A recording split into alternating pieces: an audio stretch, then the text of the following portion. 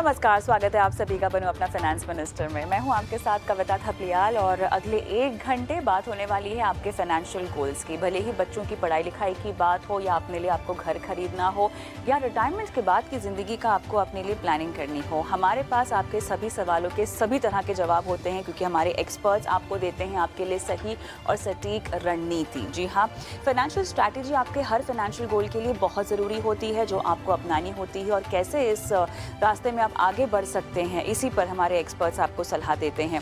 चलिए, आज भी बेहद खास शो लेकर आए हैं। अगले 1 घंटे आपको कहीं नहीं जाना है, हमारे साथ रुके रहना है। आपके सवालों के जवाब भी दिए जाएंगे शो में। शुरुआत करते हैं ऑन द शो के साथ। आज है बुधवार और बुधवार के दिन महिला दर्शकों के लिए खास शो में होंगे महिलाओं के साथ सवाल जवाब। पोर्टफोलियो में अगर शामिल करने हैं या किसी भी फंड से एग्जिट करना है, रणनीति क्या हो हम आपको बताएंगे। महिलाओं की रिटायरमेंट के लिए प्लानिंग हम करके बताएंगे उनको। स्मॉल मिड या किसी भी तरह के पोर्टफोलियो को लेके कोई भी सवाल उनका हम बताएंगे स्ट्रैटेजीज आपकी तमाम रणनीतियों पर। सशक्तिकरण की बात, कैसे अपनी ज़िंदगी की हीरो बने, महिला सशक्तिकरण की बात होगी और यहाँ पर आपको बताएंगे अपनी ज़िंदगी का हीरो बनने का नुस्खा। नेतृत्व करें, ऊंचाइयों को कैसे छुएं, सेना से सेल्फ मेड सक्सेस तक की यात्रा और प्रेरणा की कहानी, महिलाओं के लिए रुकावटें तोड़ने और नेतृत्व गढ़ने की कहानी जाने। एक लेखिका, सर्टिफाइड ग्रोथ कोच आशा एस अलगप्पा का सफर शो में आगे।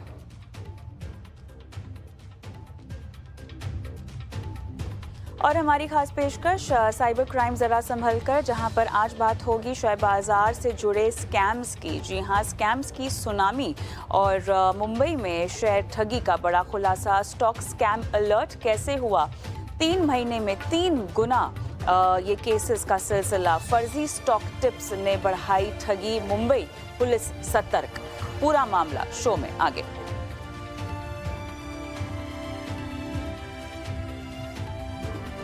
और अगर आपको भी अपना पोर्टफोलियो हमसे चेकअप कराना है, अपनी इन्वेस्टमेंट स्ट्रैटेजीज पर हमसे सलाह चाहिए, करना कुछ नहीं है, आपको अपने सवाल हमें व्हाट्सएप कर देने हैं। आपके सभी सवालों के जवाब हम आपको देंगे शो पर।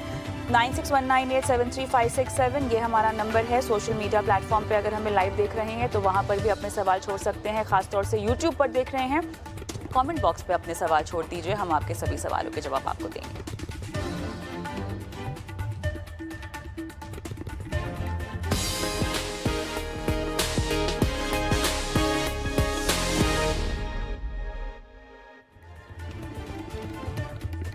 चलिए, तो आज विमेंस वेडनेसडे की पेशकश हम लेकर आए हैं जहां पर महिलाओं के सवालों के जवाब दिए जाएंगे। हम महिलाओं के साथ शो पर उनसे बातचीत करें, लाइव जोड़ें। उससे पहले एक व्हाट्सएप नंबर जो मैं आपकी स्क्रीन पर चाहती हूं कि हम फ्लैश कर दें, आप फटाफट उसको नोट डाउन करें।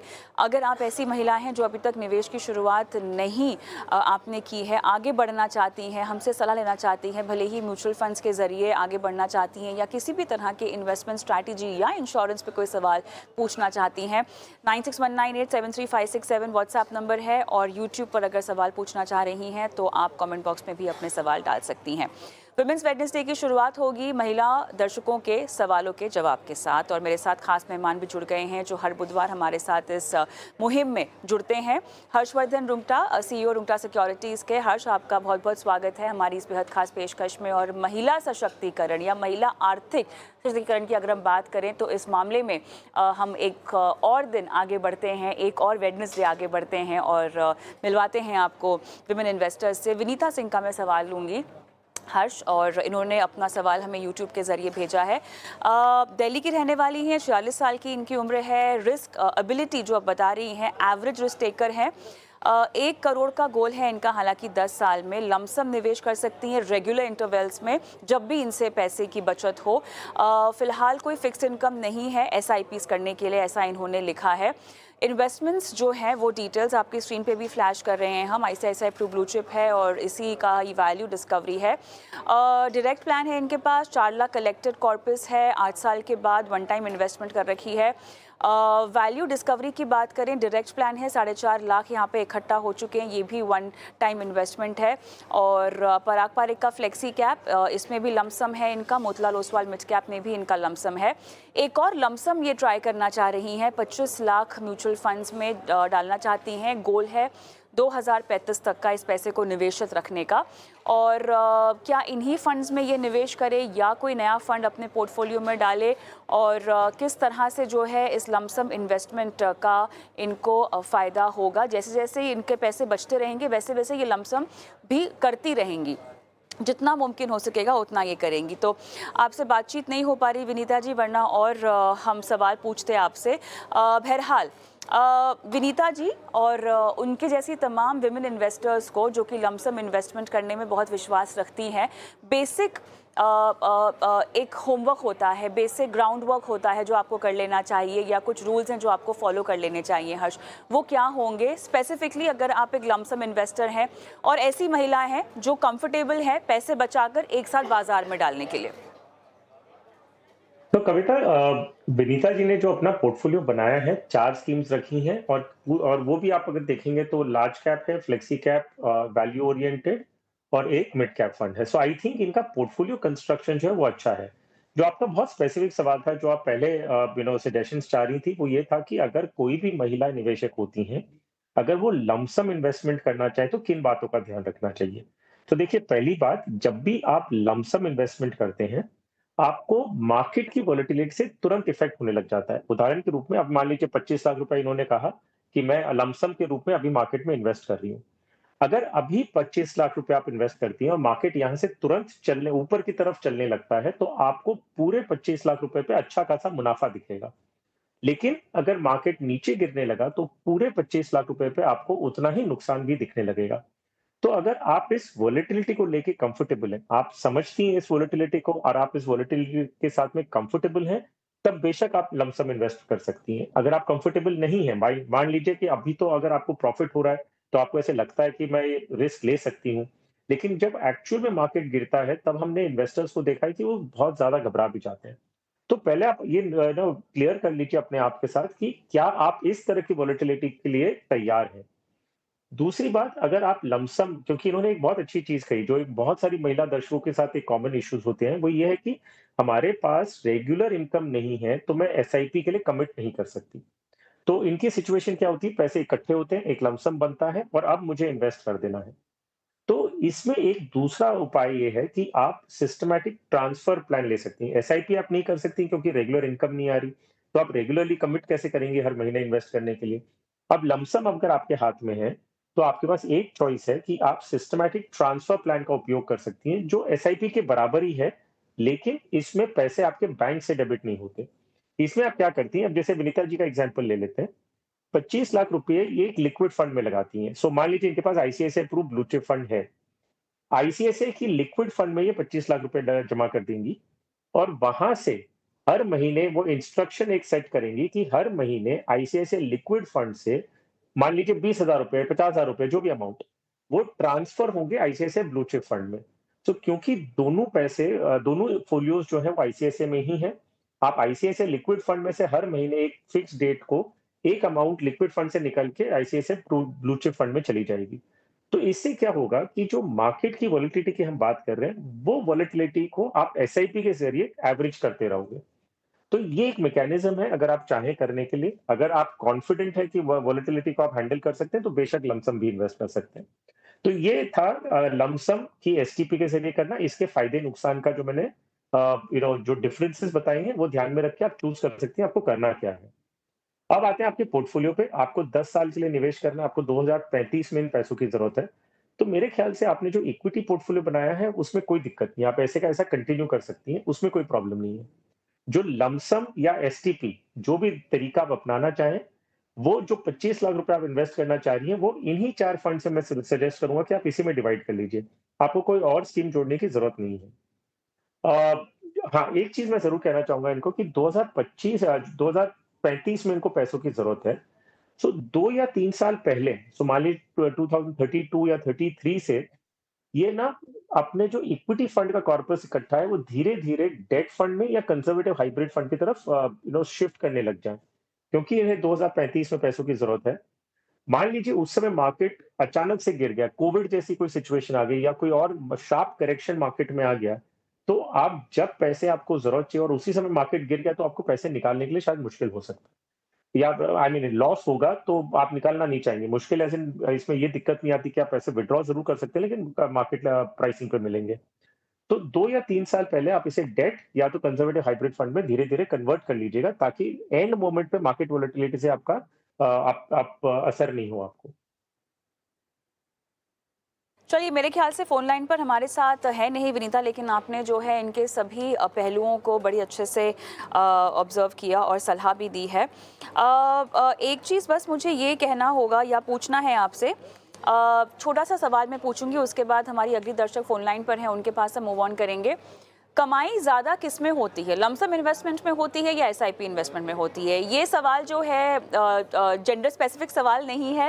विमेन इन्वेस्टर हो या मेन इन्वेस्टर हो, बेसिकली स्ट्रैटेजी है निवेश की। एसआईपी करने में फ़ायदा ज़्यादा है या लमसम करने में? कविता, इसमें ना अलग-अलग डेटा पॉइंट्स हैं, लेकिन मैं एक उदाहरण के रूप में राइट। बताऊँ, कई डेटा पॉइंट्स ऐसे हैं, एक पीरियड में बताते हैं कि अगर आपने एसआईपी की होती तो आपको ज़्यादा फ़ायदा हुआ। ये पीरियड कौन-सा होता है? मान लीजिए आपने आज इन्वेस्टमेंट करना शुरू किया और 5 साल का पीरियड टाइम होराइज़न है आपका, और इन 5 साल में मान लीजिए 3 साल मार्केट नीचे था और अचानक 2 साल ऊपर गए। तो ऐसी सिचुएशन में आप एसआईपी में ज़्यादा पैसे बनाएँगे। क्यों? क्योंकि आपको एक्यूमुलेशन जो है वो धीरे-धीरे आपने एक्यूमुलेट किया जब मार्केट नीचे था, और फिर जब मार्केट बढ़ा, आपका एक्यूमुलेशन एवरेज से ज़्यादा था, तो आपको फ़ायदा ज़्यादा हुआ। अगर आपने लमसम इन्वेस्टमेंट किया होता इस पीरियड में, यही 5 साल में, जब आपके इन्वेस्टमेंट करने के बाद 3 साल तक मार्केट नीचे था और एंड में थोड़ा-सा ऊपर बढ़ा, तो ये सिचुएशन में आप एसआईपी में ज़्यादा पैसा बनाएँगे, लमसम में नहीं। लेकिन अगर आप ये टेन्योर को 5 साल से 10 या 15 साल कर देते हैं, तो मेरा मानना ये है कि लमसम इन्वेस्टमेंट में आपको ज़्यादा फ़ायदा होगा। क्योंकि जब आप इक्विटी मार्केट में इन्वेस्ट करेंगे, उसके बाद ही आपको इक्विटी मार्केट का फ़ायदा मिलने लगेगा। सो अगर आपने एसआईपी की है या एसटीपी की है, तो 3 या 5 साल तक या द आप ना पैसे इक्विटी में आ रहे हैं। एसटीपी किया आपने तो 25 लाख रुपए हम मानते हैं 3 साल में इक्विटी में आएगा, तो 3 साल तक आपके पैसे इक्विटी का फ़ायदा नहीं ले रहे हैं। तो आपका जो रियल कंपाउंडिंग चालू होगा जब पूरे पैसे इक्विटी में आ जाएँगे, जो है 3 साल बाद। तो 3 साल की कंपाउंडिंग में आपको असर आ सकता है। बट ये ऑब्वियसली मैंने जैसे कहा, ये डिपेंड करता है कि मार्केट उस दौरान एसटीपी पीरियड के दौरान मार्केट नीचे है कि ऊपर है। अगर कंटिन्यूअसली नीचे है एसटीपी पीरियड में, तो आपको फ़ायदा मिलेगा। अगर मार्केट आपके इन्वेस्टमेंट करने शुरू करने के बाद मार्केट ऊपर जा रहा है, तो एसटीपी की वजह से आपको रिटर्न्स कम मिलेंगे। तो ये बहुत हद तक डिपेंड करता है कि मार्केट कैसे बिहेव करता है over the next 3 years, 5 years from your STP period. लेकिन मैं सुझाव सुझाव ये दूँगा कि हर एक इंसान को अपनी रिस्क एपेटाइट को देखते हुए मोड चूज़ करना चाहिए, लमसम या एसआईपी, एसटीपी। ये नहीं कि रिटर्न को चेज़ करने के हिसाब से, क्योंकि अल्टीमेटली आपकी रिस्क एपेटाइट डिसाइड करती है कि आप कितनी चैन से रात को सोते हैं। एब्सोल्युटली। और चलिए, ऐसे में आगे बढ़ते हैं और कविता राजपूत हमारी दर्शक फ़ोन लाइन पर हमारे साथ जुड़ गई हैं। नमस्कार, कहाँ से बोल रही हैं आप? जी मैम, मैं कोलकाता से बोल रही हूँ। ओके, पूछिए, क्या सवाल है आपका? मैंने 4 फंड्स में 8,500 की एसआईपी की है और अभी तक 70,000 पोर्टफोलियो की वैल्यू है। मुझे 13 टू 15 इयर्स में 1 सीआर का लक्ष्य है मेरा, तो बस ओके। सजेशन चाहिए। ठीक है, आपके फंड्स के नाम हम दोहरा देते हैं। हर्ष, आप भी चेक कर सकते हैं। Nippon India small cap, SBI का मल्टी कैप है इनके पास, आईसीआईसीआई का मल्टी एसेट है, एनजे वेल्थ का फ्लेक्सी कैप इन्होंने ले रखा है। और राइट, बताते हैं, बहुत क्लियर कट इनका गोल है 1 सीआर इन 13 ईयर्स। और ये एनजे फ्लेक्सी कैप की परफॉर्मेंस कैसी है? हर्ष, अगर आप थोड़ा सा इस पर गाइड कर सकें। देखिए, नॉर्मल जो फ्लेक्सी कैप फ़िलहाल बाज़ार में है या फंड्स अवेलेबल हैं, उनमें हम जानते हैं कि वो थोड़े से लार्ज कैप ओरिएंटेड है। कितनी अलग होगी इन फ्लेक्सी कैप फंड्स की स्ट्रैटेजी एक दूसरे से? क्या आमतौर पे सभी फ्लेक्सी कैप हम यूजुअली लार्ज कैप हैवी देख रहे हैं, या अगर हम एनजीओ वेल्थ के फ्लेक्सी कैप की बात करें, क्योंकि एक नया तरीके का फंड अपने आप में नया भी है as compare to the other stalwarts funds जो कि हम देख रहे हैं, HDFC का हो, ICICI का, पराग पारिक का फ्लेक्सी कैप है, कोटक, हर AMC का है, उसके मुकाबले ये थोड़ा सा नया है। किस तरह की इसकी स्टॉक मिक्स होगी, किस तरह का इसका फंड मिक्स होगा, जानना ज़रूरी है। परफॉर्मेंस के लिहाज से मेरे ख्याल से क्योंकि थोड़ा सा नया है as compare to the other, तो कितना निर्भर किया जाए? तो देखिए कविता, जहां तक हम फ्लेक्सी कैप मैंडेट की बात कर रहे हैं, हम बात कर रहे हैं कि अगर एक फ्लेक्सी कैप फंड मैनेजर का मैंडेट क्या होता है। तो फ्लेक्सी कैप फंड मैनेजमेंट का जो मैंडेट है वो है कि आप मार्केट के कोई भी स्टॉक उठा सकते हैं। आपका ऐसा कोई भी लिमिटेशंस नहीं है कि आपको लार्ज कैप में इतना एलोकेशन है या मिड या स्मॉल कैप में आपको मिनिमम एक्स अमाउंट करना है, वैसा कोई मैंडेट नहीं है। तो एक फ्लेक्सी कैप फंड मैनेजर के पास पूरा मार्केट ऑप्शन है कि कहाँ भी उन्हें जहां भी अच्छा लगे वो पिक कर सकते हैं। लेकिन इसके बावजूद हमने देखा है कि most of the flexi caps जो है वो लार्ज कैप बायस्ड है। उसका कारण ये है कि कि वो चाहते हैं कि फ्लेक्सी कैप इन्वेस्टर को वो स्टेबलाइज्ड रिटर्न दें, ना कि एक्सपोनेंशियल वॉलेटिलिटी को देखते हुए। तो हमने देखा है कि उनको वैल्यू जहां मिलती है वो है लार्ज कैप में, कंफर्ट मिलता है। तो ज्यादा से ज्यादा फंड मैनेजर्स हम देखेंगे फ्लेक्सी कैप के, उनका जो एलोकेशन है वो लार्ज कैप की तरफ है, थोड़ा मिड कैप में जाता है और स्मॉल कैप और भी कम हो जाता है। तो ये हम बात करें उस सिचुएशन में जहां पे एक फंड मैनेजर को लिबर्टी है कि वो कुछ भी करे, और उसके बावजूद अगर वो इस तरह का फंड पोर्टफोलियो क्रिएट कर रहे हैं, तो ये सोचने की बात है कि फंड मैनेजर कंफर्ट वैल्यूएशन को लेके, सेफ्टी को लेके एंड रिटर्न्स को देखते हुए कहाँ जा रहा है। अब आते हैं जो बाकी आपने बताया कि बाकी के कंपैरिजन में एनजे फ्लेक्सी कैप कैसा होगा। सो एनजे, जैसे आपने कहा कि ये एक बहुत नया फंड है, इसका जो ट्रैक रिकॉर्ड है वो भी बहुत छोटी अवधि का है। तो ये अभी मैं कहूंगा कि इट इज टू अर्ली। मैं अभी इनके चार्ट्स ही देख रहा था जब आप बात कर रहे थे, तो मैंने इनका पोर्टफोलियो ओपन करके देखा है। It's a very new fund. मेरी सलाह ये रहेगी कि जब आपके पास एस्टैब्लिश्ड फंड्स हैं, पराग पारिक फ्लेक्सी कैप है, कोटक है, आपके पास HDFC फ्लेक्सी कैप है, बहुत सारे ऐसी फ्लेक्सी कैप कैटेगरी, एक मैच्योर्ड कैटेगरी है। तो ऐसा नहीं है कि कोई नई कैटेगरी है जिसमें हमें एक्सपेरिमेंट करने की जरूरत है, या हमें सब्जेक्ट ऑफ एक्सपेरिमेंट बनना है कि भाई हम हमारा पोर्टफोलियो हम लगा के दें और फिर उससे कोई दूसरा उसका हिस्ट्री चेक करके डिसाइड करे।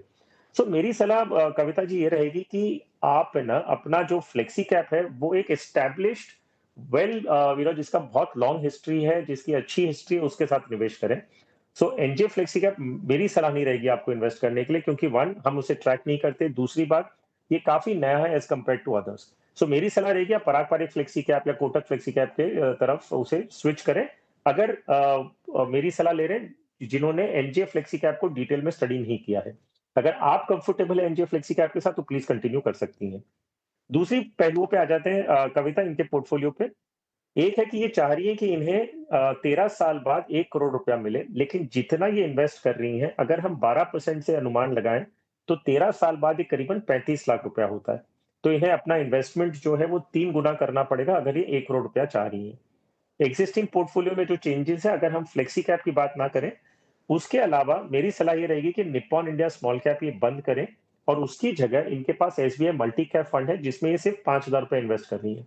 आई एम सॉरी, 500 रुपए इन्वेस्ट कर रही है और स्मॉल कैप में 1,000 कर रही है। तो इससे बेटर होगा आप निप्पॉन इंडिया स्मॉल कैप को बंद करें और ये जो 1,000 रुपए है ये SBI मल्टी कैप में बढ़ा दें। सो आपके पास निप्पॉन इंडिया स्कीम निकल जाएगी, SBI मल्टी कैप में आपके पास 1,500 रुपए हो जाएंगे। बाकी स्कीम्स ठीक है, आप कंटिन्यू कर सकती हैं। Okay, all the best. आगे बढ़ते हैं, पूजा सियाग का सवाल लेंगे और इन्होंने भी अपना सवाल यूट्यूब के ज़रिए हमें भेजा हुआ है। हर्ष, डिटेल्स भी आपके पास होंगी, मैं फिर भी एक बार फंड्स के नाम पढ़ देती हूँ। पराग पारिक का फ्लेक्सी कैप है इनके पास, Kotak emerging, Quant small cap, UTI small cap इनके पास है। टोटल SIP लगभग 15,000 की है। इन्वेस्टमेंट अब तक इनकी हो रखी है 3.2 की, और टाइम होराइजन 10 इयर्स, टारगेट गोल 80 लाख ये बता रही हैं, और पोर्टफोलियो को चाहती हैं कि आप रिव्यू करें। इंटरेस्टिंग क्वालिटी ऑफ फंड्स इनके पास हैं, मेरे ख्याल से सभी ही कैटेगरी के बेस्ट परफॉर्मर्स रखे हुए हैं इन्होंने। एग्जैक्टली गोल क्या है 80 लाख का मैं नहीं जानती, बट 10 इयर्स के लिए कितना इनको अपना इन्वेस्टमेंट अमाउंट बढ़ाना होगा अगर ये गोल इनको अचीव करना है? तो वेल इन्होंने बताया कि इन्हें 10 साल बाद 80 लाख रुपए चाहिए, लेकिन जितना ये आज की तारीख में इन्वेस्ट कर रही है, 12% से अनुमान लगाएँ तो करीबन 55 से 60 लाख रुपए होते हैं। तो ये थोड़ा शॉर्टफॉल होगा, इन्हें 80 लाख चाहिए, लेकिन आप 55 टू 60 लाख अज़्यूम कर सकते हैं कि आप इकट्ठा करेंगे तो आपको अपना इन्वेस्टमेंट अमाउंट बढ़ाना होगा। पोर्टफोलियो में सिर्फ एक चेंज बताऊँगा, तो पहली बात पूजा जी आपने इन्वेस्टमेंट का जो पोर्टफोलियो बनाया है बहुत अच्छा है। लेकिन मैं सिर्फ उसे थोड़ा फाइन ट्यून कर रहा हूँ ताकि हम स्मॉल कैप में आप 4000 कर रही हैं, 2 डिफरेंट स्कीम्स। मेरे ख्याल से एलोकेशन स्टैंड पॉइंट से आप अगर मिड कैप में ज़्यादा बढ़ाएँगे तो बेटर होगा।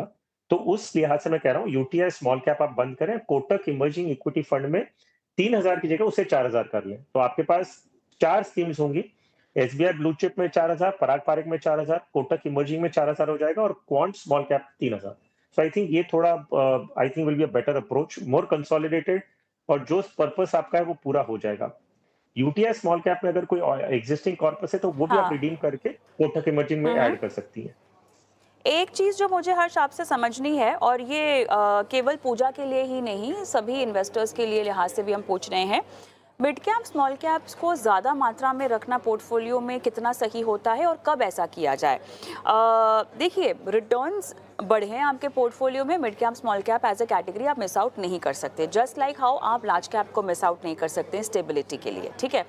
बट जब निवेश बढ़ाने की बात होती है, और अभी तो आप इनके फंड्स को रिव्यू कर ही रहे थे, पर्पस और जगह उनको देना बहुत ज़रूरी है, लेकिन निवेश बढ़ाना कितना ज़रूरी हो जाता है मिड कैप और स्मॉल कैप में, स्पेसिफिकली टाइम होराइजन जब आपकी बहुत लंबी हो तो देखिए कविता, रिस्क रिवॉर्ड रेशियो में अगर हम बात करें तो स्मॉल जो लार्ज कैप है उसमें रिस्क, ये रिलेटिव टर्म से बता रहा हूँ, लार्ज कैप में रिस्क कम है तो रिटर्न्स पोटेंशियल भी उतने ही कम है।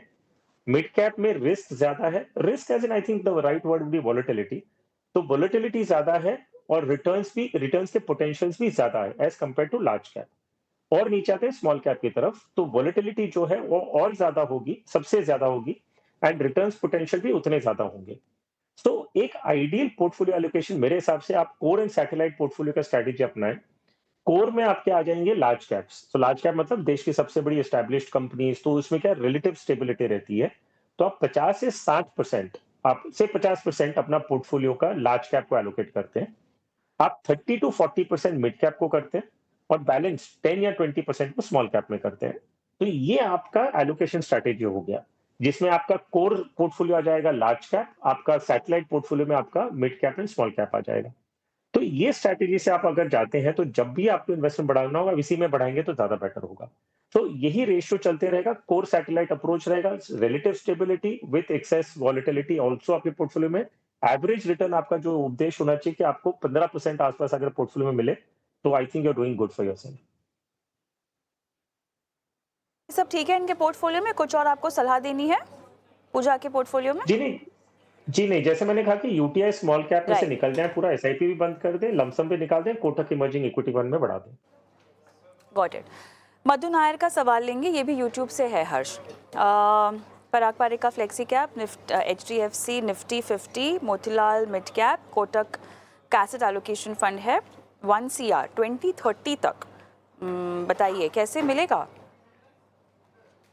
तो देखिए ये बात तो तय है कि इनके पास सिर्फ 5 साल हैं अपना इन्वेस्टमेंट रखने के लिए, क्योंकि 2030 में इन्हें पैसों की जरूरत है। अभी जितना इनका इन्वेस्टमेंट है जो है 49,300 इनकी एसआईपी है, प्लस 15 लाख की ऑलरेडी एक्यूमुलेट कर चुकी है। अगर यही चीज को मैं देखूं आगे जाते हुए 12% से ग्रो करता है तो ये 5 साल बाद करीबन 65 लाख रुपया होता है। इन्हें चाहिए 1 करोड़ रुपया, तो वो थोड़ा मुश्किल लग रहा है कि आप आई डोंट थिंक कि आपको उसका एम करना चाहिए, क्योंकि नहीं तो आप बहुत हाई रिस्क प्रोडक्ट्स में चले जाएंगे। तो रीजनेबिलिटी फैक्टर को ध्यान में रखते हुए आपका जो एस्टिमेशन है वो 65 लाख का है। तो जो स्कीम्स है उसमें कोई दिक्कत नहीं। अब मुझे सिर्फ कंसर्न एक चीज का है कि 5 साल बाद आपको पैसे चाहिए कोई पर्टिकुलर गोल के लिए।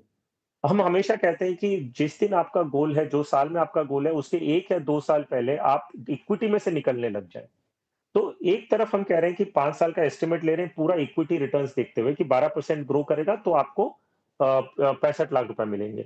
लेकिन हम ये भी जानते हैं कि 5 साल पूरा आप इक्विटी में नहीं रह सकते। तो ये अनुमान भी जो मैंने आपको दिया 65 लाख का, अगर आप 1 या 2 साल पहले से डेट या कंजर्वेटिव हाइब्रिड में स्विच होना चालू कर देते हैं, तो 12% का अनुमान भी नहीं लगा सकते।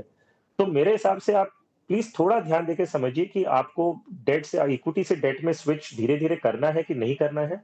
अगर इक्विटी में रहती हैं, तो ये 12% का अनुमान काम करता है।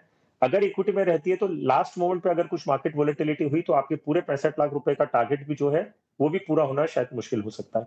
सो थोड़ा केयरफुली इस सब चीज़ों को ध्यान में रखते हुए आप आगे की स्ट्रैटेजी बनाएँ कि कितना एस्टिमेट करना है, किस तरह से आपको अपना पोर्टफोलियो कंटिन्यू रखना है। स्कीम्स आज के लिए ठीक है, 2 या 3 साल बाद आपको इसको ध्यान देके इक्विटी से डेट में स्विच करना शुरू करना पड़ेगा।